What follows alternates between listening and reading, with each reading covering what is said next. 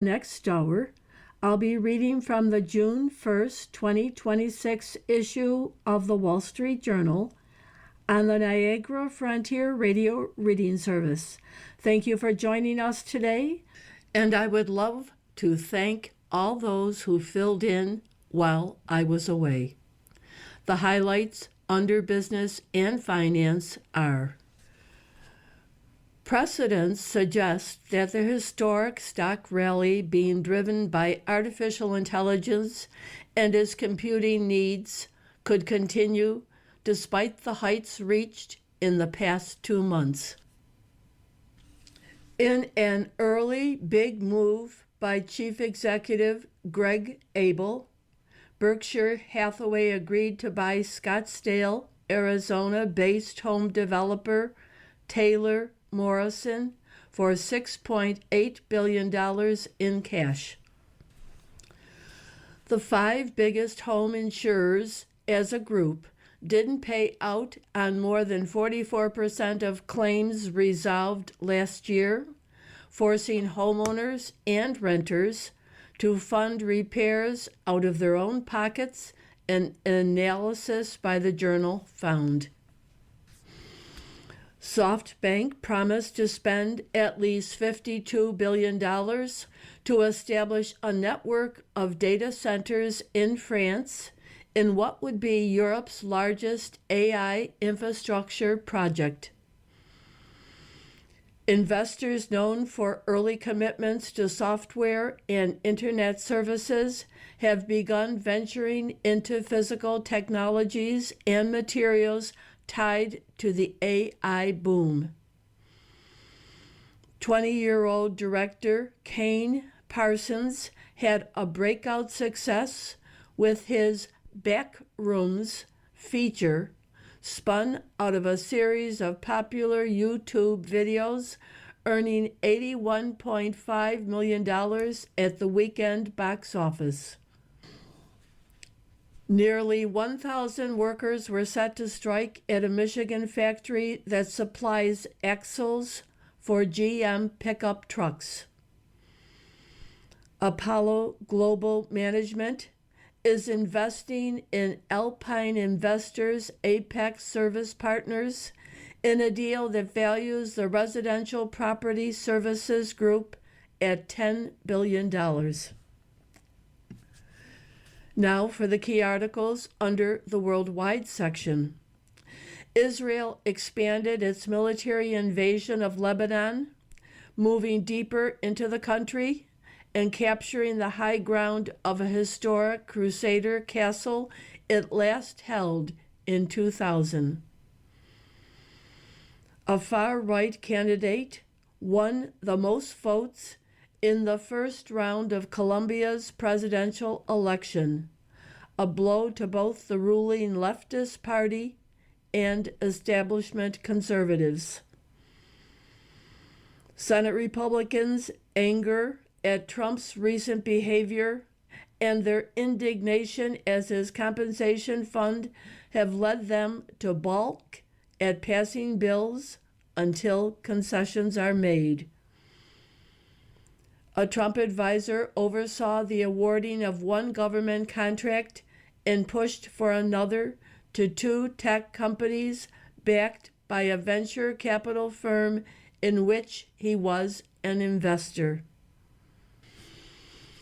A radioactive implant was shown to drastically reduce brain tumor regrowth in cancer patients and improve survival rates by almost 2-fold.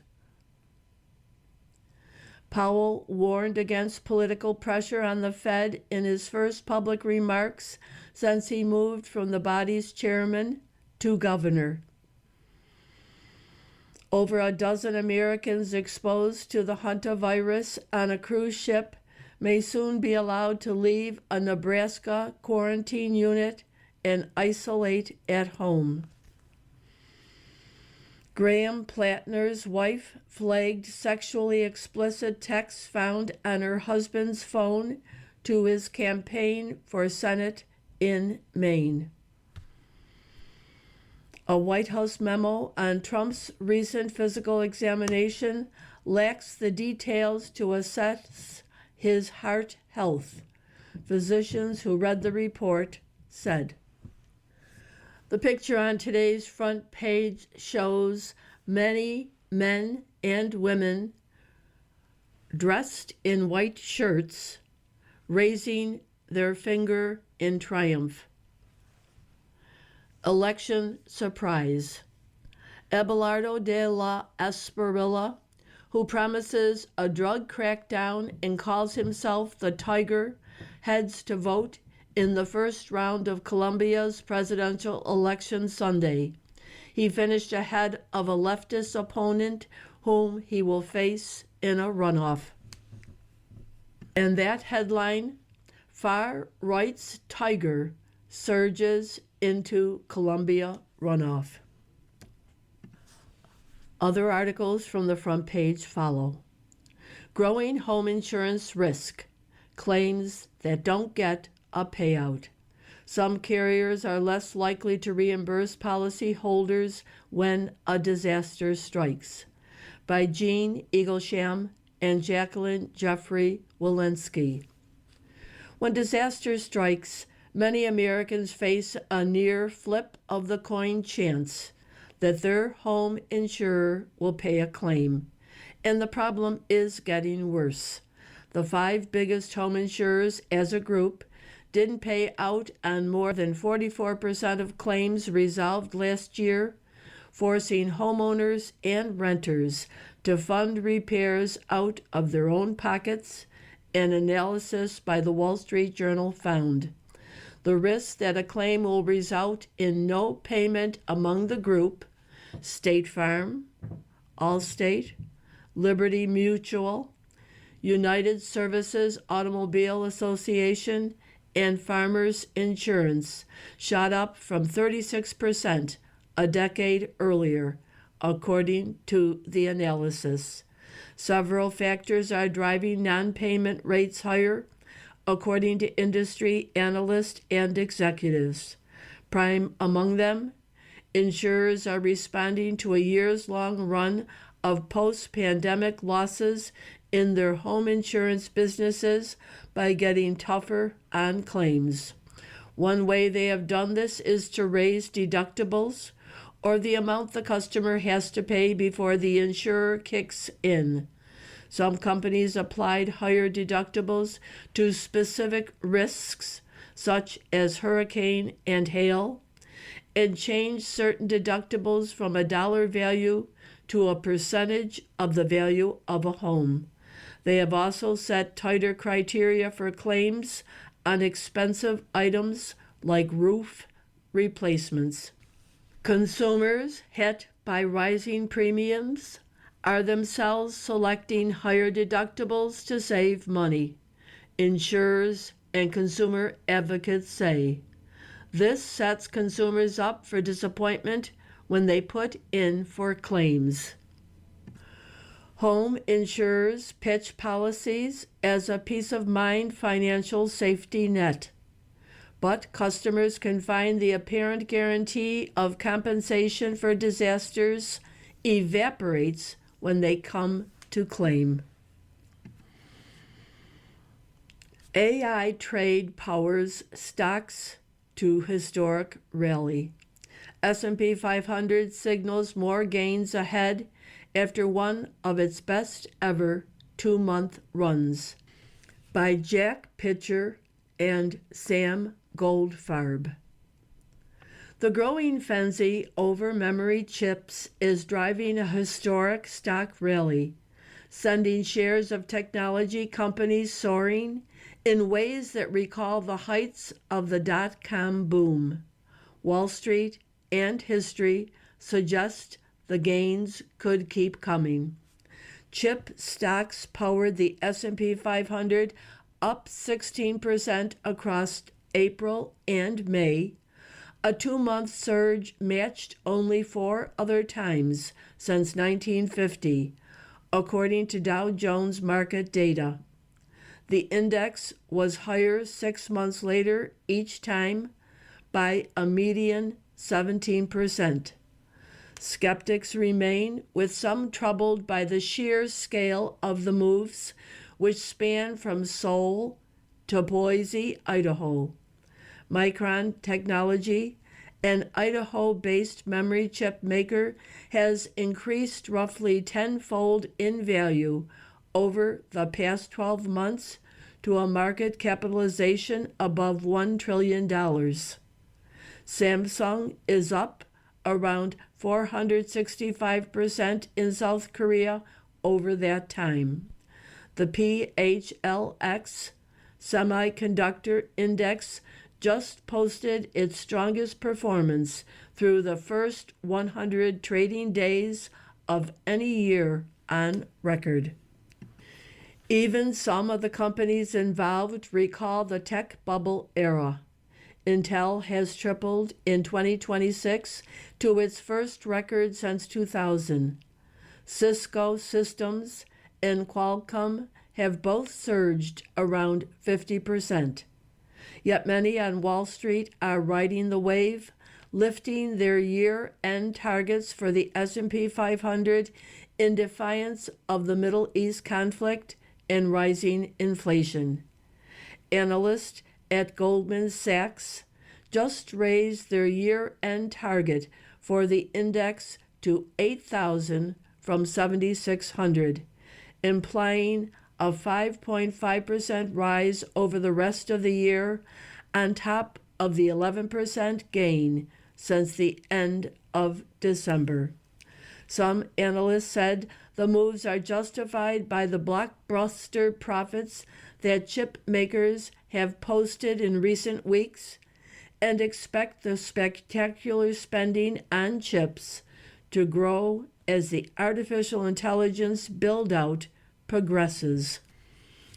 The AI train is moving forward, said Joe Tanius, Chief Investment Strategist for North America at Northern Trust Asset Management.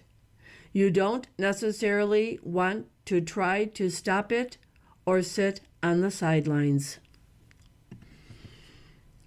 Israel takes Lebanon castle as invasion broadens, by Anat Peled. Israel expanded its military invasion of Lebanon, moving deeper into the country and capturing the strategic high ground of a historic Crusader castle it hadn't held for a quarter of a century. The escalation, which comes after Hezbollah drone attacks that have killed Israeli soldiers and sent Israeli residents running to shelters, is piling more pressure on Lebanon's fragile government and complicating negotiations between the U.S. and Iran, which has made an end to fighting on that front one of its conditions for a deal. Meanwhile, Israeli Prime Minister Benjamin Netanyahu has come under heavy pressure from critics who say he has allowed the U.S. to tie his hands in fighting the militant group. The military's new push includes capturing Beaufort Castle, a nearly 900-year-old elevated Crusader fortress that sits around 9 miles from Israel, across the Litani River that roughly defines the border region of southern Lebanon. Israel previously seized the site during the 1982 Lebanon War before withdrawing from it in 2000. Israel sent waves of troops into Lebanon in March when Hezbollah began firing rockets across the border following the U.S. and Israeli attack on Iran.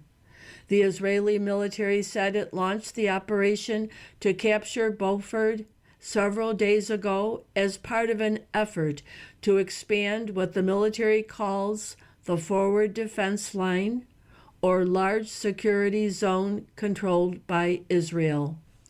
The high ground overlooks the area of Nabatea and was used in past wars to fire projectiles at Israel, the military said.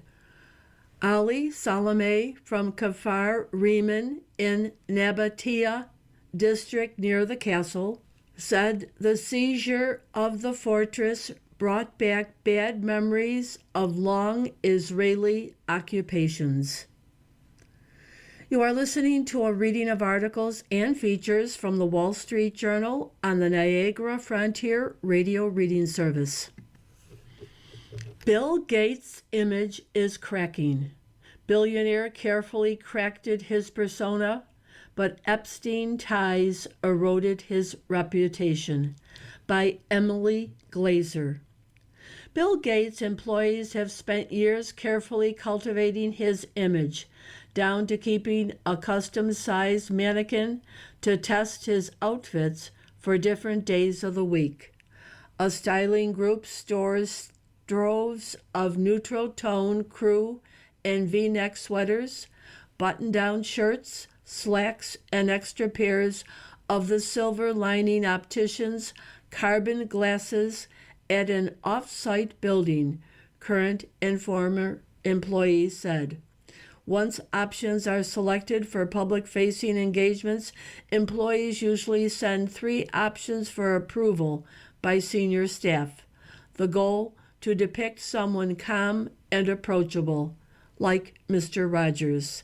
That kind of attention to detail, part of efforts by a staff of dozens who handle his and his empire's communications, helped burnish Gates' profile as a brainy billionaire who successfully traded his Microsoft monopolist past for the soft-knit glow of a global philanthropist.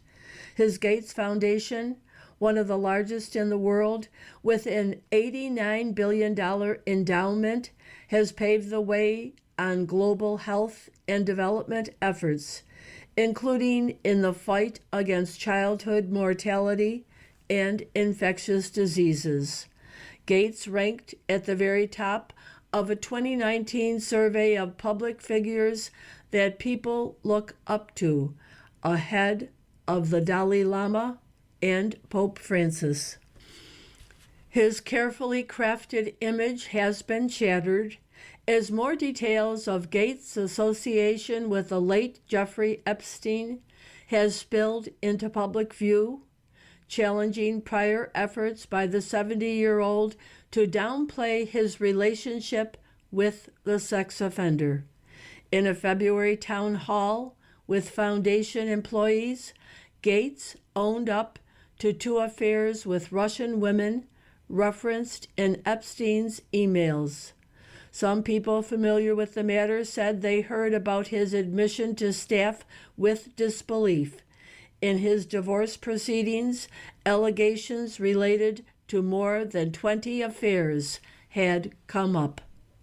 Justice Department files show that Gates met with Epstein multiple times, despite concerns from his then wife that Epstein knew about some of Gates' extramarital relationships, and that 2 of Gates's close advisors had exchanged hundreds of messages with Epstein for years up until 2019, the year he died. Fallout from the revelations about Gates' behavior is now eroding efforts to protect his reputation. Gates, co-founder of Microsoft, was recently snubbed from the company's annual CEO Summit and from annual meeting of Berkshire Hathaway shareholders, which he has attended for years. NBA Finals are set, Spurs versus Knicks, by Robert O'Connell. For 27 years, the New York Knicks tried desperately to make it back to the NBA Finals, but now that they've reached the pinnacle, they have been rewarded with an even taller task, defeating the most gargantuan force that professional basketball has ever seen. On Saturday night, the San Antonio Spurs, led by 7'4" French prodigy Victor Wembanyama, beat the Oklahoma City Thunder in Game 7 of the Western Conference Finals, 111-103. The victory set the stage for an NBA Finals of seismic proportions. The league's long dormant big city franchise versus its up-and-coming giant. "I want to win so bad," Wembanyama said. "It's like my life depends on it." If New York fans were partying in the streets of Manhattan last week when the Knicks swept aside Cleveland to reach the championship round, Saturday's game showcased the reality of the job now awaiting them. As the Spurs dethroned the defending champions on their home floor, the 22-year-old Wembanyama didn't just match the early career signpost of the greatest players in NBA history. He blew right past them. It took Michael Jordan until his 7th professional season to reach the finals for the first time. It took LeBron James until his 4th. But Wembanyama, who led all players on both teams in points, rebounds, blocked shots, and jaw-dropping highlights throughout the series, has gotten there in just his 3rd NBA season and his very first trip to the playoffs. 1999, the last time the Knicks reached the NBA Finals. They lost in 5 games to the Spurs. Leaving the front page, Dolly Parton Aims to Grow Empire by Jacob Passy, Pigeon Forge, Tennessee. Dolly Parton doesn't ride roller coasters. The country music superstar often jokes that she has too much to lose. In reality, she is prone to motion sickness. But Parton knows how to keep people entertained, and that has helped her become one of the world's prominent theme park owners. More than 40 years ago, the writer of such hits as Jolene and 9 to 5 invested millions of dollars to jointly own a theme park a stone's throw from her childhood home. That park, Dollywood, has become a destination attraction and has spurred development in the Great Smoky Mountains region. Dollywood's latest project, a more than $50 million, first of its type indoor ride that combines a thrill coaster with whitewater rafting. "I just have a natural feel for what people want," Parton said in an interview.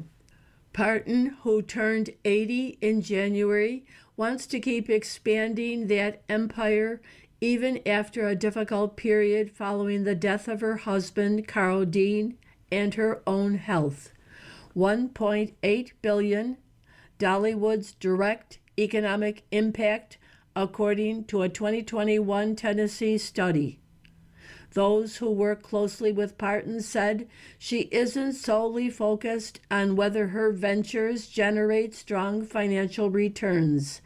Instead, her priority is ensuring those ventures align with her values and focus on faith, family, and kindness.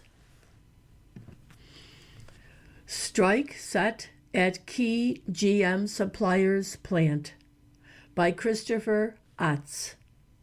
Nearly 1,000 workers at a Michigan automotive supplier were set to strike, stalling the production of key parts for General Motors' mid-size and full-size pickup trucks. Workers at the American Axle plant in Three Rivers, Michigan, are at an impasse with the company over a new labor contract. Workers say their pay hasn't recovered from 2008, when they agreed to slash wages in half to keep the plant running during dire economic times, despite high profit at American Axle in recent years on the strength of GM's truck sales. For 18 years, these members have built you an empire of profit while getting treated like dirt. They've taken wage cuts, benefit cuts. They've poured their souls into this plant, said United Auto Workers President Shawn Fain in a live stream announcing the strike last Sunday. The work stoppage was to start Monday at 12:01 a.m. We'll stay out on strike until this company comes to its senses and treats these workers with dignity and respect, Fain added. Wounded Bear Caucus Means Trouble for President by Siobhan Hughes, Annie Linsky, and Natalie Andrews, Washington. The congressional recess is typically a cooling off period that helps ease tensions between the White House and Capitol Hill. But this time, Senate Republicans are staying just as hot. GOP aides characterize the mood as one of raw fury at President Trump over how he has treated senators after he kneecapped Texas Senator John Cornyn's reelection bid while reaching a deal to benefit himself and supporters. They see Trump's behaviors as potentially paralyzing most action in the Republican-led Congress for the rest of the year and bruising the party's efforts to hang onto the Senate in the midterm elections. The president does not understand functionally that you cannot get things done unless you have some sense of unity with the people who you must work with, said Senator Bill Cassidy, Republican from Louisiana. Cassidy lost his primary after Trump endorsed an opponent. Senate Republicans have continued to make clear to the White House that they won't act on a $70 billion multi-year immigration enforcement package until the Trump administration changes or cancels a $1.8 billion fund created to compensate people claiming that the federal government weaponized the legal system against them. If Democrats remain united, Trump can afford to lose only 3 GOP votes on any partisan measure, and more than half of the conference has expressed opposition to the fund, people familiar with the matter said. Trump's top aides have discussed whether he should kill the fund in exchange for getting the immigration enforcement funding passed. People familiar with the matter said.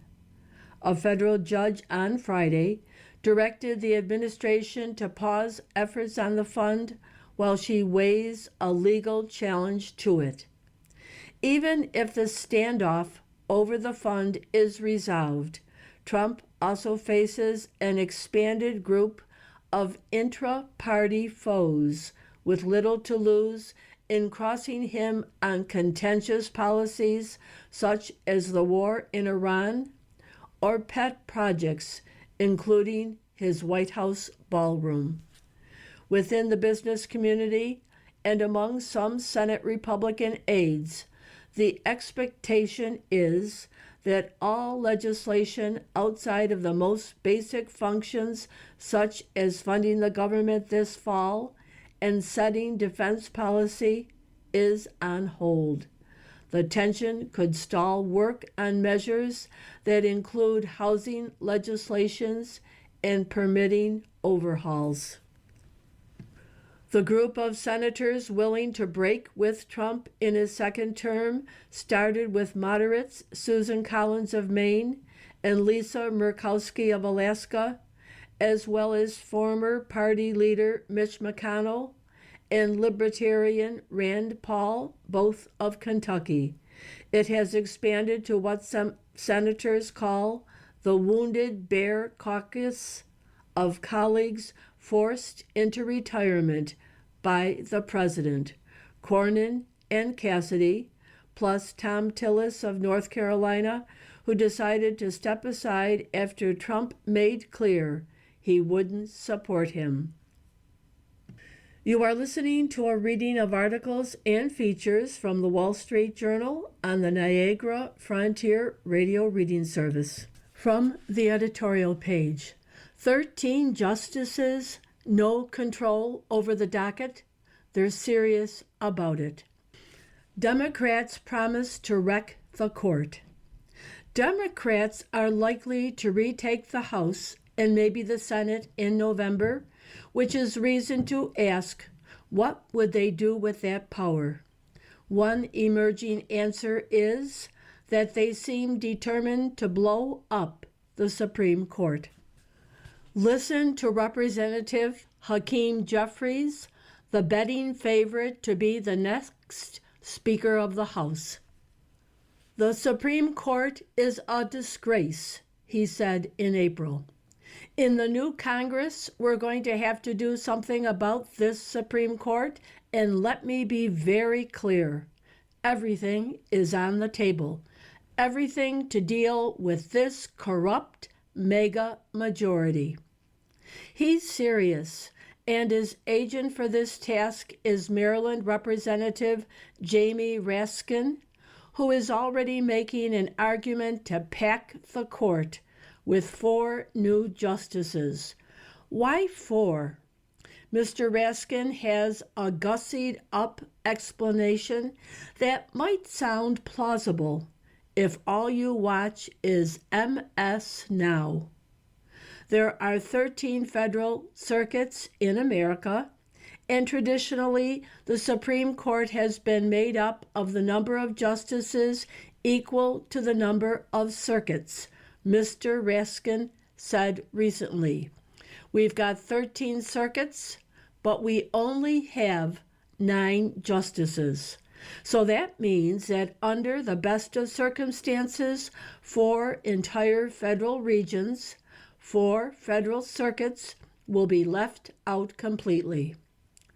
The real reason Democrats want 13 justices is that it's the number required to tilt the court left under a new 7-6 majority.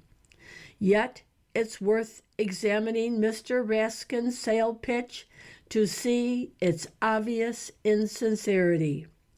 It's true, the justices once spent part of each year traveling a judicial circuit to hear cases.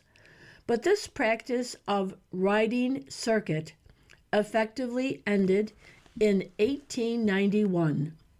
The Supreme Court size has been set at 9 since 1869.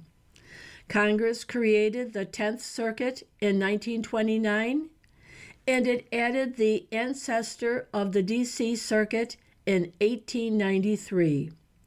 There's no reason for the number of justices to equal the number of appellate circuits. One of today's 13 appeals courts, set up in 1982, is the Federal Circuit, which has national jurisdiction over certain cases such as patent disputes. That doesn't fit Mr. Raskin's representation thesis.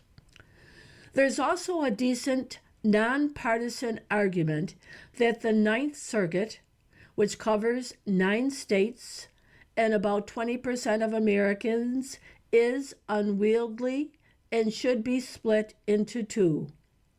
Under Mr. Raskin's logic, the High Court then would need 14 justices, which would produce 7-7 ties. Mr. Raskin also has other ideas to bring the High Court low. He recently introduced a bill that would deny the justices the power to choose which cases they hear.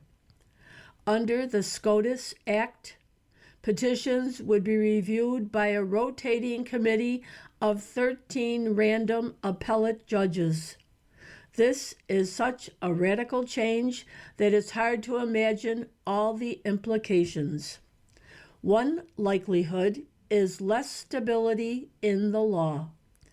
The justices often prefer incremental rulings that move legal doctrines a little at a time. This works because the court knows that today's small step can be followed by accepting relevant cases when they next believe they're warranted.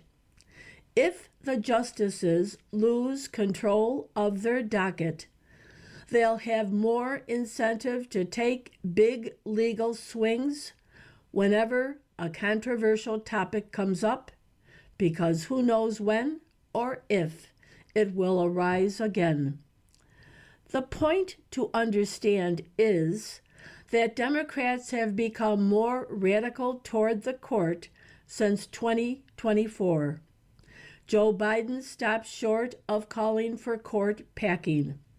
Kamala Harris floated the idea only weeks ago. Senate candidates James Tallarico in Texas and Graham Plattner in Maine want term limits for justices, but don't think they won't go further when Democrats control the entire government again. Never mind that the current court often rules against President Trump. Was Mr. Jeffries not paying attention in February when the justices ruled 6-3 to strike down Mr. Trump's emergency tariffs? During Mr. Trump's 2020 election fugue, the judiciary was the one branch of government that didn't flinch in the face of Mr. Trump's power play. Soon the court might rule against Mr. Trump's order revising birthright citizenship and his attempt to fire Federal Reserve Governor Lisa Cook. American courts are still independent, and the justices are following the law and the Constitution as they see it. Democrats are free to dislike the court's decisions, yet they aren't helpless. If Democrats abhor gerrymandering, they can argue for a bill to limit how or how often states draw House maps. But what really angers Democrats is that the Supreme Court is no longer a second progressive legislature that can impose policies they can't get through Congress. Democrats are telling the public they are plotting one of America's history's most destabilizing power grabs by degrading the third branch of government. Why aren't the Republicans calling this out and defending the court? From the opinion pages, the left aims for an Andean comeback. Elections in Peru and Colombia and riots in Bolivia test Latin American democracy. By Mary Anastasia O'Grady. The Latin American left has been losing its grip on power for more than 2 years. Defeats of incumbent socialist parties at the ballot box in Argentina, Chile, Ecuador, Bolivia, and Honduras have sent shock waves through collectivist networks across the hemisphere. So too the death rattle coming from the communist Cuban dictatorship. In the Marxist playbook, the proper response to these setbacks is to the barricades. 3 Andean countries are the hottest targets. In the spotlight this week is Peru, which holds a presidential runoff election June 7th. The contest pits hard left socialist Congressman Roberto Sanchez against center-right Keiko Fujimori, a daughter of former President Alberto Fujimori. There's a lot riding on this race for an aspiring nation. Despite its reputation for political instability, Peru's shift over the past 20 years toward policies that support open markets, private initiative, and macroeconomic stability has dramatically improved living standards. The share of Peruvians living below the poverty line fell to 25.7% in 2025 from 58.7% in 2004. Mr. Sanchez promises to destroy that model, whereas Ms. Fujimori is expected largely to defend it. There's also a lot at stake for the likes of Grupo de Pueblo, a club of high-profile leftists desperate to avoid another Latin loss to democratic capitalism. Its members include former Bolivian President Evo Morales, Brazilian President Luiz Inácio Lula da Silva, and former Spanish Prime Minister José Luis Zapatero, who was recently indicted by a Spanish court for money laundering and influence peddling. Mr. Zapatero denies wrongdoing. Grupo de Puebla supports Mr. Sanchez's far-left ideological prescriptions for Peru. Mr. Sanchez doesn't hide his radicalism. In 2021, he wrote a letter of solidarity to Venezuelan dictator Nicolas Maduro. Mr. Sanchez was Minister of Foreign Trade and Tourism for Peru's former president, Pedro Castillo, who was constitutionally removed from office for trying to dissolve Congress. He has endorsed Mr. Sanchez from prison. Other powerful Sanchez allies include the illegal gold mining interest that threaten the property rights of lawful mining companies, an important engine of growth for Peru. The vote next Sunday is expected to be close. In Bolivia, the left is trying to topple centrist President Rodrigo Paz.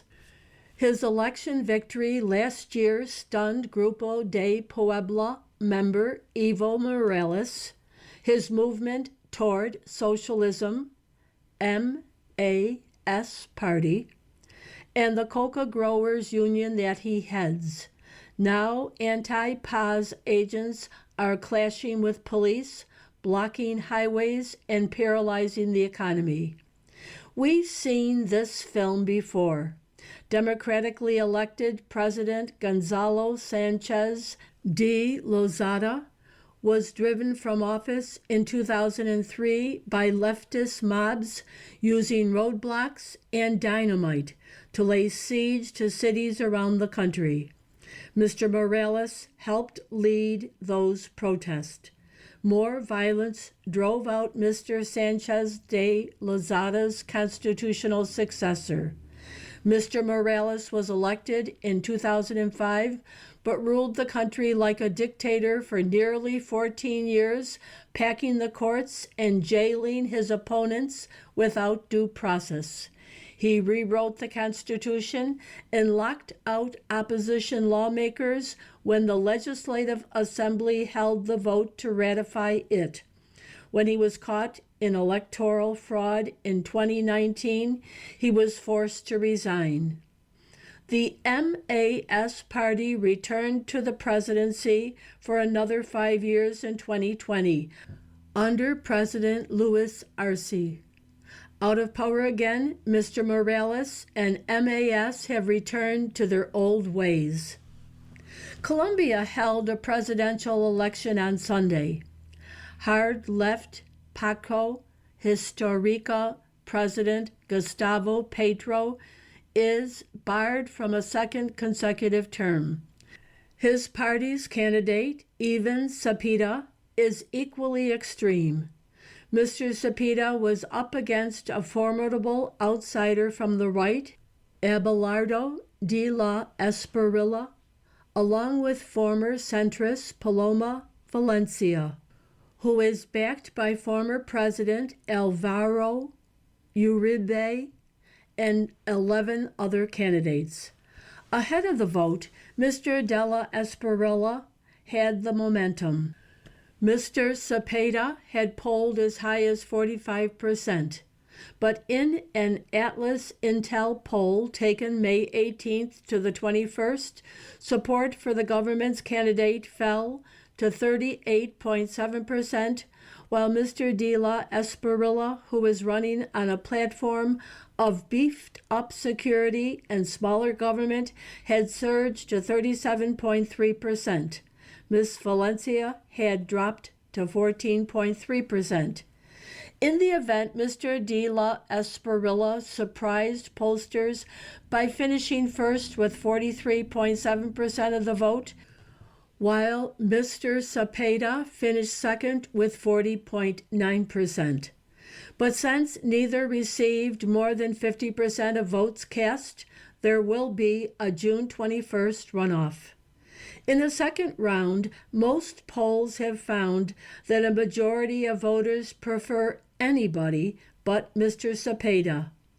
But there are plenty of wild cards. Intimidation is a favorite tool of organized crime, and the campaign has been marred by violence against the right. Presidential hopeful Miguel Uribe, no relation to the former president, was assassinated last year, and 2 campaign advisors for Mr. Della Espriella were gunned down in May. Many municipalities are controlled by illegal armed groups that back Mr. Cepeda and effectively run rural polling stations. Mr. Petro raised the minimum wage by 23% in January, and he's been good for cocoa growers. Those are both pluses for Mr. Cepeda. On the other hand, it may be that Colombians want their country back. You are listening to a reading of articles and features from the Wall Street Journal on the Niagara Frontier Radio Reading Service. J.D. Vance courts Sean O'Brien and the Teamsters. The Vice President hopes to win the union's 2028 endorsement by backing big labor priorities. By Alicia Finley. Politics requires alliance building, and nobody knows that better than the pugnacious Teamsters President, Sean O'Brien. He has spent the past few years cultivating ties with Republicans, chief among them Vice President J.D. Vance, to benefit his union. Mr. O'Brien is desperate for a win in Washington to sell to his 1.3 million members as he runs for re-election.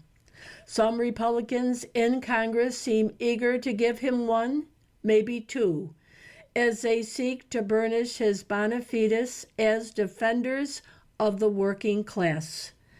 These Republicans are doing more to help Democrats, the primary beneficiaries of Teamsters campaign donations, than workers.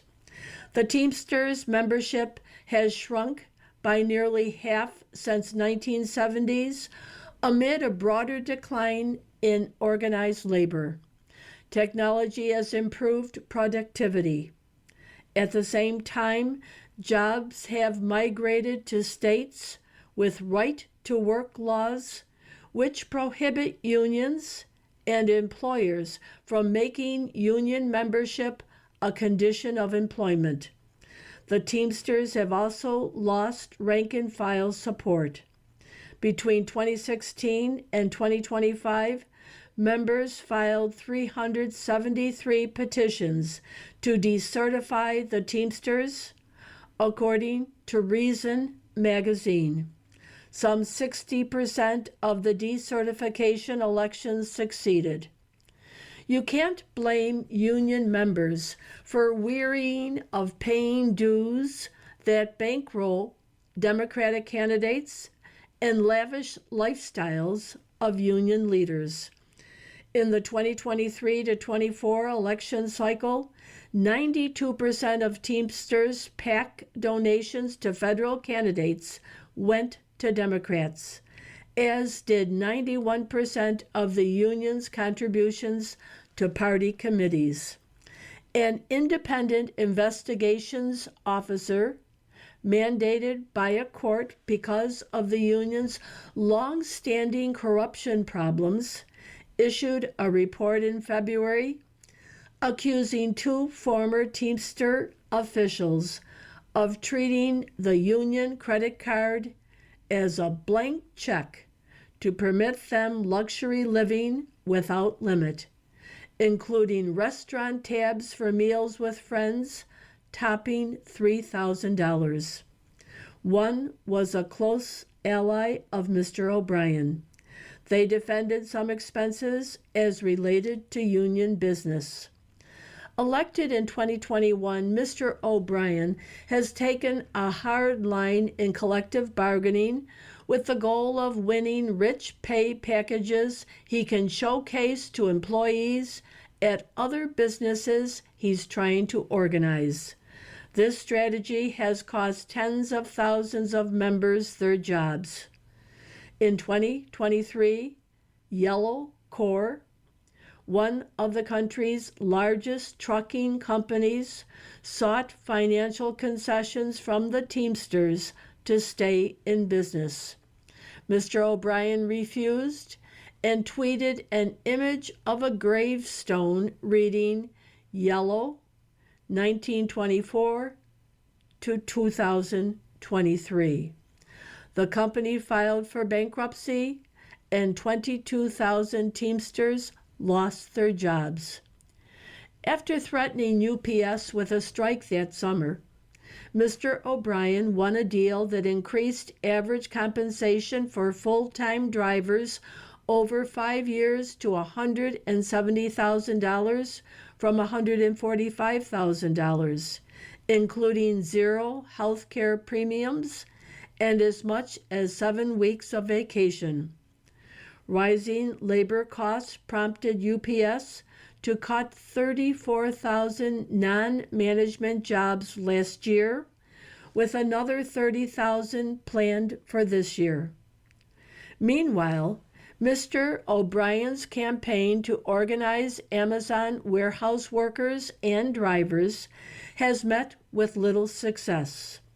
More successful has been his courtship of Republicans to support legislative priorities such as the misnamed Railway Safety Act and the Faster Labor Contracts Act. After a Norfolk Southern train derailed in East Palestine, Ohio in 2023, then Senator Vance co-sponsored legislation that would impose costly labor mandates on railroads in the name of safety.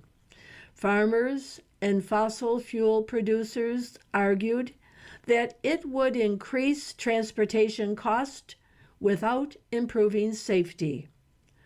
Although the bill lacked sufficient GOP support to pass either chamber in Congress's last session, Mr. O'Brien has pushed to attach it to this year's highway funding reauthorization.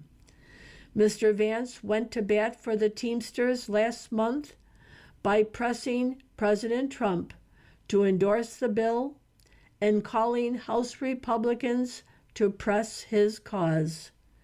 Perhaps he hopes Mr. O'Brien will return the favor if he runs for president in 2028. Fat chance.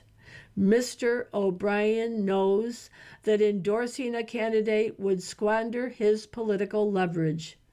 Mr. O'Brien declined to endorse Mr. Trump in 2024, even though Teamster members favored him over Kamala Harris in internal polls. Other potential Republican contenders have also curried favor with the union. Then Senator Marco Rubio of Florida backed a Teamster affiliate during a 2022 railroad contract dispute. Missouri Senator Josh Haley is championing a Teamster-backed bill that would allow an arbitration panel to impose a contract if a union and an employer failed to reach an agreement after 120 days of bargaining. Modeled on a California farm labor law, the bill would give unions more leverage while also reducing the power of workers, who wouldn't have to approve the ultimate contract. That means the union could force hefty dues payments on workers without their consent. 7 House Republicans have signed a discharge petition to force a floor vote on the bill. They may be hoping their alliance with organized labor will quell working class anger over inflation. It won't. And they will be giving unions more money to dump into Democratic campaigns. Mr. O'Brien has forged an alliance with the Vice President and other Republicans out of pragmatism. When will they realize they're being used? China cooks the carbon emission books. From the editorial page. Unlike the West's green radicals, China isn't willing to sacrifice its economy to meet its climate pledges. But Beijing isn't above cooking its carbon books to gull Western activists into thinking it is. At United Nations climate conferences in Copenhagen in 2009 and Paris in 2015, Beijing vowed sizable reductions in the amount of carbon China emits per dollar of gross domestic product, or carbon intensity. Subsequent national planning documents reiterated this goal. Beijing's statistics have since suggested it would fall far from delivering on this climate promise. In last September, the head of China's Ministry of Ecology and Environment admitted that controlling carbon emissions intensity is challenging.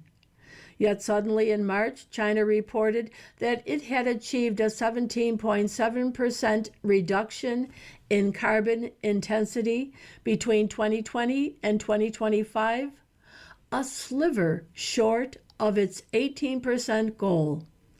Earlier, official numbers had suggested a reduction of only 12.4% over the same period. Credit Lori Miliverta of the nonprofit Center for Research on Energy and Clean Air for spotting this discrepancy and sleuthing out its cause.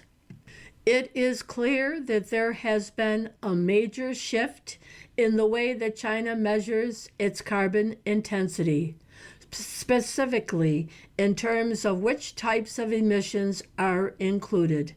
Mr. Miliverti writes in a report for the British climate news site Carbon Brief. This article continues telling how China basically has cooked the books. You've been listening to a reading of articles and features from the June 1st Wall Street Journal, which we read every Monday through Thursday at 11 p.m. Your reader has been Corrine. Thank you for listening.